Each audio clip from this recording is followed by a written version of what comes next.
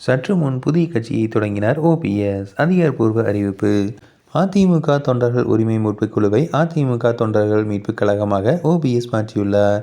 மாவட்ட செயலாளர்கள் ஆலோசனைக் கூட்டம் டிசம்பர் 23ஆம் தேதி மாலை 5 மணிக்கு நடைபெறும் என அறிவிப்பு வெளியிடப்பட்டுள்ளது. இதில் அனைவரும் தவறாமல் கலந்து கொள்ள வேண்டும் என்று ஓபிஎஸ் சற்று முன் அறிக்கை வெளியிட்டுள்ளார்.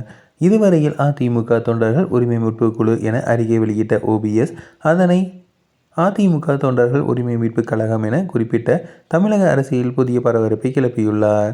2026 சட்டமன்ற தேர்தல் நெருங்கும் சூழலில் அதிமுகவில் தொடர்ந்து உள்கட்சி பூசல் அதிகரித்து வரும் நிலையில் ஓபிஎஸ் மீண்டும் என்டிஏ கூட்டணியை இணையப் போகிறாரா அல்லது வேறு கட்சியுடன் கூட்டணி அமைக்கப் போகிறாரா என எதிர்பார்ப்பு தற்போது அதிகரித்துள்ளது.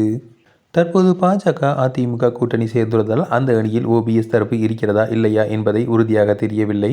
ஓபிஎஸ் அணியில் இருந்த மனோஜ் பாண்டியன் திமுக பக்கம் சாய்ந்து விட்டார்.